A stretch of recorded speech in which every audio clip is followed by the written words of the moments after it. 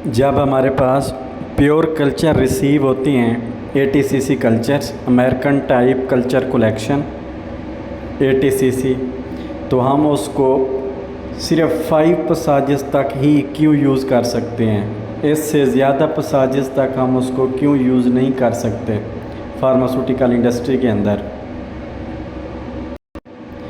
Hello, अस्सलाम वालेकुम, क्या हाल चाल है? आप ठीक ठाक हैं?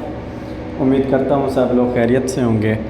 आज का जो हमारा टॉपिक ऑफ डिस्कशन है वो है बहुत इम्पॉर्टेंट टॉपिक है कि जब हमारे पास ATCC कल्चर रिसीव होते हैं, ATCC stand for American type culture collection, ठीक है। तो ये क्या होते हैं? प्योर कल्चर्स होते हैं। तो जब हमारे पास ये रिसीव होते हैं तो हम उसके सिर्फ 5 पसाजेस तक ही क्यों उसको यूज़ कर सकते हैं। ये हमारा आज का मेन टॉपिक है जिसको हमने डिस्कस करना है। अब देखिए, कुछ बेसिक कंसेप्ट्स हम क्लियर कर लेते हैं कि ATCC कल्चर्स क्यों चाहिए होते हैं। पहले तो ये बात है कि जब भी हमारे पास मीडिया आता है तो हम उसको क्या करते हैं, पहले क्वालिफाई करते हैं, ग्रोथ प्रमोशन टेस्ट लगाते हैं। तो ग्रोथ प्रमोशन टेस्ट लगाने के लिए जो गाइडलाइंस हैं USP, WHO, GMP, जो भी गाइडलाइंस हैं, तो वो पहले रेकमेंड करती हैं कि आप उस मीडिया का पहले ग्रोथ प्रमोशन टेस्ट परफॉर्म करें। तो उस ग्रोथ प्रमोशन टेस्ट परफॉर्म करने के लिए हमें ये प्योर कल्चर्स चाहिए होते हैं, ठीक है। और वो मिनिमम 5 पसाजेस तक हों, जिससे आप क्या करें, अपने ग्रोथ प्रमोशन टेस्ट जो है ना परफॉर्म कर सकते हैं और मीडिया की सूटेबिलिटी चेक कर सकते हैं। देन आप उसको प्रोडक्ट टेस्ट करने के लिए इस्तेमाल कर सकते हैं, ठीक हो गया। तो अब जो है, अब पसाजेस क्या होता है, ये एक बेसिक सी डेफिनेशन है।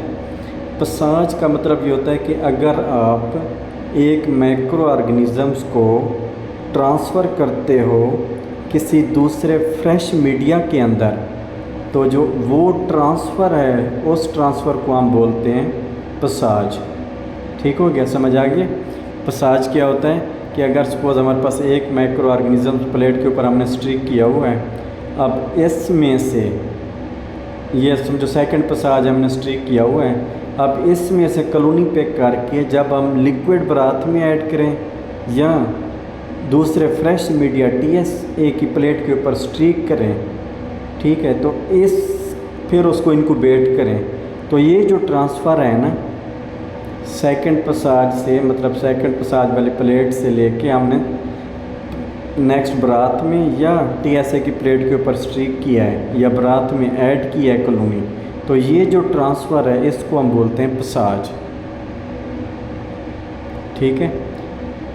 तो मैक्सिमम हम कितने पसाज यूज़ कर सकते हैं? 5 पसाज। ये एक रिक्वायरमेंट है गाइडलाइंस की, USP, GMP, जितनी भी गाइडलाइंस हैं WHO की, उनकी रिक्वायरमेंट्स ये हैं कि आपने 5 पसाजेस तक एक प्योर कल्चर को यूज़ करना है फॉर GPT और अपने पॉजिटिव कंट्रोल लगाने के लिए, ठीक हो गया।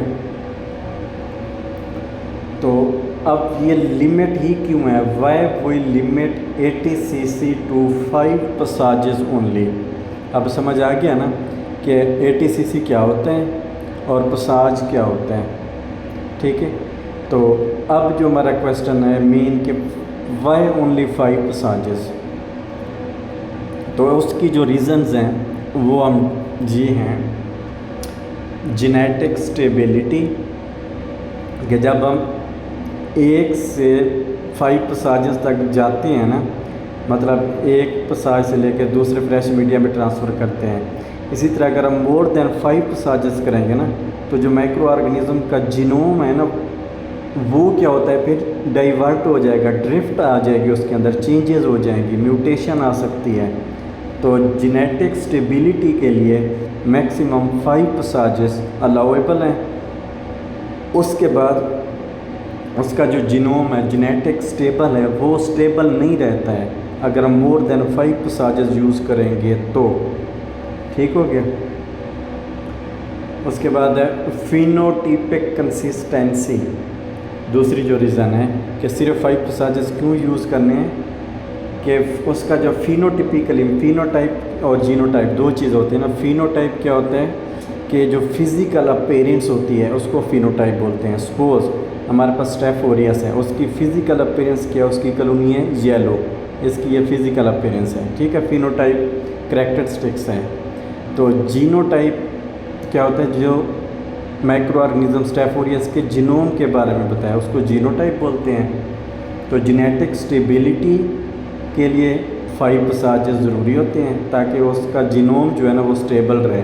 اگر مور دین 5 پساجز یوز کریں گے تو اس جینوم کے اندر میوٹیشنز، ویریشنز، ڈرفٹس آ سکتی ہیں اور اس کی فزیکل اپیرنس بھی چینج ہو سکتی ہے. کہ سپوز اسٹیف اوریس یلو کالونی دیتا ہے ایم ایس اے کے اوپر، ٹھیک ہو گیا، تو وہ پھر کیا ہو جائے گی، تو وہ اس کی فینوٹائپ چینج ہو جائے گی، اس کی فزیکل اپیرنس چینج ہو جائے گی اگر مور دین 5 پساجز یوز کریں گے.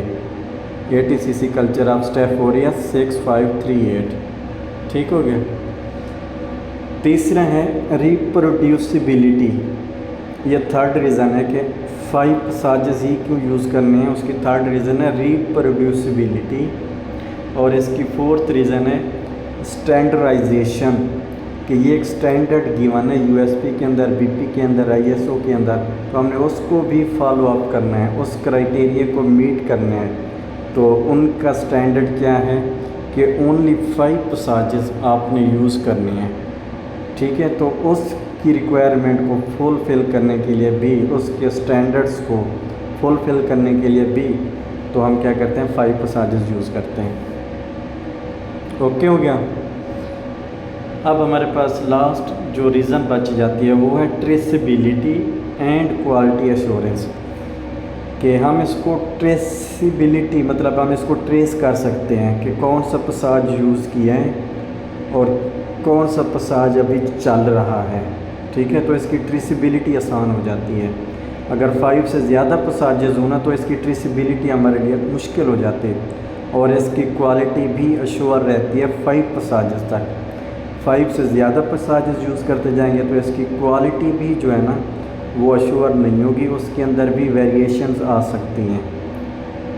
تو یہ تھی ہماری 5 ریزنز جس کی وجہ سے ہم ATCC کلچرز کے اونلی 5 پساجز ہی یوز کر سکتے ہیں. وہ ریزنز کون سی تھیں؟ ایک ہے genetic stability, second phenotypic consistency, third reproducibility, and fourth standardization, and fifth one is traceability and quality assurance. ٹھیک ہو گیا.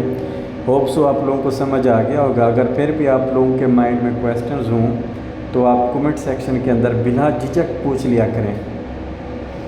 اوکے، اللہ حافظ، ٹیک کیئر.